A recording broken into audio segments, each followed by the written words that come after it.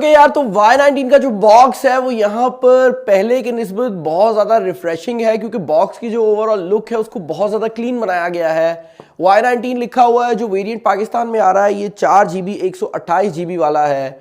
तो आपको यहाँ पर 4GB रैम मिलेगी और 128GB की इंटरनल स्टोरेज है। वीवो की ब्रांडिंग है। और इसके अलावा बैक साइड पर कुछ डिटेल्स दी गई हैं, जिनमें जो मेन हाईलाइटेड डिटेल है वो इसका कलर होने वाला है, जो कि स्प्रिंग वाइट है। काफ़ी अच्छा कलर होगा, मुझे उम्मीद है। इसके अलावा 5000 mAh की बैटरी दी गई है यहाँ पर, और इंटरेस्टिंगली यहाँ पर ड्यूल इंजन फास्ट चार्जिंग की सपोर्ट भी दी गई है, जो कि एक बहुत ही इंटरेस्टिंग चीज़ है, क्योंकि वीवो की ये जो चार्जिंग टेक्नोलॉजी है ये बहुत आसानी से दूसरे फ़ोन्स के साथ भी कंपैटिबल होती है। तो इसका चार्जर फाइंड करना काफ़ी आसान है। अगर आपके पास क्वालकॉम क्विक चार्ज का चार्जर है तो वो ड्यूल इंजन के साथ भी चल जाता है, और वाइस वर्सा है। इसके अलावा यहाँ पर आपको 6.53 इंचेस का full HD+ halo full view display मिल रहा है। और ये जो डिस्प्ले है ये बेसिकली फुल HD+ डिस्प्ले है, जिसका मतलब ये है कि यहाँ पर आपको जो रेजोल्यूशन है वो 720p नहीं मिल रही, बल्कि फुल HD+ मिल रही है, जो कि अगेन एक काफ़ी अच्छी चीज़ है। क्योंकि जिस प्राइस टैग में ये फ़ोन आ रहा है, नॉर्मली इस प्राइस टैग में हमें 720p डिस्प्लेस भी बहुत ज़्यादा देखने को मिल रहे हैं। तो फ़ोन जो है वो यहाँ पर हमारे पास मौजूद है। इसको कर लेते हैं अनबॉक्स, और मेरे ख्याल से ये इसकी जो फर्स्ट लुक है वो होने वाली है। PTA का स्टिकर है, दैट मीन्स के PTA वाली साइड से कोई प्रॉब्लम नहीं आएगी। और यहाँ पर मैं ये चीज़ भी इंक्लूड करना चाहूँगा कि वीवो के जो फ़ोन्स हैं इनकी जो प्राइस होती है उससे कम में ये आपको मार्केट में मिल रहे होते हैं। तो इसकी ऑफिशियल प्राइस 31,999 है, लेकिन मार्केट में ये 28-29 हज़ार में इजीली मिल जाना चाहिए। जो फ़ोन है इसके बॉक्स को हम यहाँ पर ओपन कर लेते हैं, और बॉक्स को ओपन करते साथ सबसे पहली चीज़ आपको देखने को मिलती है ये बुकलेट, जिस पे वीवो की ब्रांडिंग है। और भाई क्या मिलता है इसके अंदर मिल जाता है आपको एक सिम इजेक्शन पिन। उर्दू में आपको मिलती है यहाँ पर आपका मुकम्मल मैनुअल। तो एक चीज़ अच्छी है कि वीवो हमारी जो नेशनल लैंग्वेज है उसको बहुत ज़्यादा इज्जत देती है, और ये चीज़ मैंने वीवो की तरफ से काफ़ी पहले से देखी है कि वो ये उर्दू लैंग्वेज का यूज़ करते हैं, जो कि काफ़ी नाइस टच है। और अगर कोई बंदा ये फ़ोन पाकिस्तान से बाहर भी लेकर जाता है तो उसके डब्बे के अंदर ये उर्दू लिखी हुई है, जो कि काफ़ी नीट टच हो जाता है। इसके अलावा आपको ये सिलिकॉन केस देखने को मिल रहा है, जो कि पता नहीं किस टाइम बाहर आया है, मैंने ध्यान भी नहीं दिया। और जो फ़ोन है वो यहाँ पर हमारे पास मौजूद है। इसको हम साइड पर कर देते हैं। पहले हम एक्सेसरीज़ के अंदर नज़र जो है वो दौड़ा लेते हैं। यहाँ पर आपको एक्सेसरीज़ में एक dual engine supported fast charger मिल रहा है। तो यहाँ पर आपको जो चार्जर है वो भी फास्ट चार्जिंग सपोर्टेड मिल रहा है। कुछ फ़ोन्स के अंदर हमने देखा है कि मोबाइल में फास्ट चार्जिंग होती है, लेकिन चार्जर फास्ट चार्जिंग वाला नहीं होता, आपको सेपरेट ख़रीदना पड़ता है, लेकिन यहाँ पर ऐसा नहीं है। इसके अलावा आपको जो केबल मिल रही है वो है भाई माइक्रो USB वाली, और ये चीज़ एक्सपेक्टेड थी, because dual engine fast charging micro USB के ऊपर काम करती है। तो आपको चार्जिंग स्पीड काफ़ी अच्छी मिलने वाली है, लेकिन वो USB Type-C वाला जो काम है वो नहीं मिल रहा। कोई ज़्यादा मसले वाली बात नहीं है, लेकिन Type-C होती तो बेहतर हो सकता था। जो फ़ोन है वो यहाँ पर हमारे पास मौजूद है। मैं इसका जो रैपर है इसको कर लेता हूँ यहाँ पर रिमूव, और इस फ़ोन की जो लुक है वो बहुत ज़्यादा खूबसूरत है। और सबसे इंटरेस्टिंग चीज़ ये है कि इसकी जो लुक है वो बहुत ज़्यादा म्यूटेड है, और इस पर आपको एक किस्म का ब्लरी इफेक्ट मिलता है, जिसका सबसे बड़ा फ़ायदा ये होने वाला है कि अगर मैं इसके ऊपर अपने पूरे हाथ भी लगाता हूँ तो इस पर जो फिंगरप्रिंट्स हैं वो शो नहीं हो रहे। और इसका जो डिज़ाइन है वो देखने में काफ़ी ज़्यादा यूनिक लुक प्रोवाइड कर रहा है। ऐसा लग रहा है कि पहले एक ब्लर किस्म की इमेज है जिसके ऊपर आपको जो ग्लास की लेयर है वो मिल रही है, जबकि एक्चुअल में आई थिंक ये प्लास्टिक है, ग्लास नहीं है। लेकिन इसकी जो लुक है वो काफ़ी हद तक ग्लास वाली है। बैक साइड पर आपको ट्रिपल कैमरा सेटअप देखने को मिल जाता है, LED फ्लैश अवेलेबल है। नीचे वाली साइड पर आपकी माइक्रो USB की पोर्ट और आपका हेडफोन जैक अवेलेबल है, और उसके अलावा आपकी स्पीकर ग्रिल दी गई है। फ्रंट साइड पर आपका मेन सेल्फी कैमरा और आपकी जो सिम स्लॉट है वो इस साइड पे मौजूद है।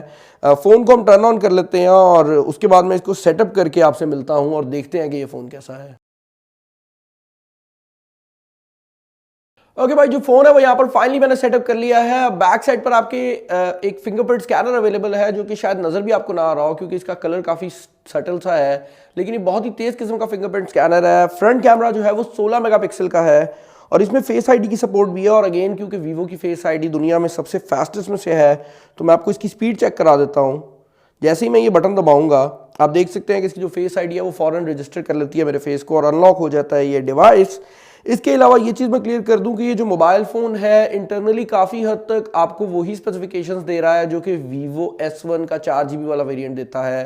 यहाँ पर भी आपको ऑलमोस्ट वही स्पेक्स मिल रही हैं। और इंटरेस्टिंग चीज़ तो यहाँ पर ये है कि जो चिपसेट है वो भी वही MediaTek Helio P65 का चिपसेट लगाया गया है, जो कि इस प्राइस टैग के हिसाब से एक बहुत ही अच्छा चिपसेट है। 5000 mAh की बैटरी है। और यहाँ पर जो मेन डिफरेंस मुझे नज़र आ रहा है वो आपके डिस्प्ले का होने वाला है, क्योंकि S1 के अंदर आपको AMOLED डिस्प्ले मिल रहा था, जबकि यहाँ पर एक LCD डिस्प्ले लगाया गया है। लेकिन ऑल्दो ये LCD डिस्प्ले है, फिर भी यहाँ पर जो ओवरऑल डिस्प्ले की क्वालिटी है वो मुझे बहुत ज़्यादा पसंद आई है। और मोर इम्पॉर्टेंटली ये एक फुल HD प्लस रेजोल्यूशन वाला डिस्प्ले है, तो ऐसा नहीं है कि आपको डिस्प्ले में रेजोल्यूशन कम मिल रही है। ये जो डिस्प्ले है बहुत ही अच्छी रेजोल्यूशन के साथ आ रहा है।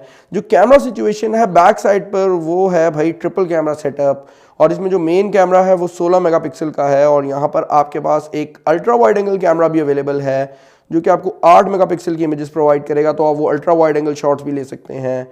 इसके अलावा यहाँ पर तीसरा कैमरा जो है वो बोके मोड के लिए है, तो अगर आप किसी भी ऑब्जेक्ट के ऊपर फोकस करके इमेजेस लेना चाहते हैं तो आपके पास वो ऑप्शन भी अवेलेबल है। और मोर इम्पॉर्टेंटली यहाँ पर आपको सुपर मैक्रो मोड भी मिल रहा है, जो कि किसी भी ऑब्जेक्ट की करीब से तस्वीर लेने के लिए बहुत ज़्यादा हेल्पफुल होता है।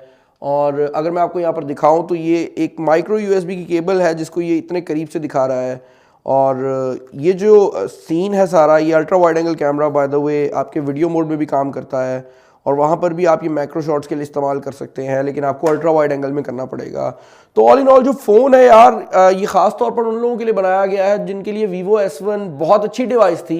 लाइक अभी भी मैं यही कहूँगा कि अगर आपके पास 36,000 रुपये के करीब रेंज है तो आप S1 के करीब जा सकते हैं। लेकिन अगर आपके पास थोड़ा सा कम बजट है तो ये फ़ोन भी बहुत कमाल होने वाला है। और ये चीज़ मुझे Vivo की बहुत ज़्यादा पसंद आ रही है कि वो हर रेंज के अंदर कोई ना कोई सेलफोन दी जा रहे हैं जो कि अपने प्राइस टैग के हिसाब से कमाल स्पेक्स लेकर आता है। यहाँ पर जो बॉडी है ये गोल्ड कलर के एक्सेंट्स में आती है और बैक ब्लू में है, तो देखने में भी ये फ़ोन काफ़ी खूबसूरत है।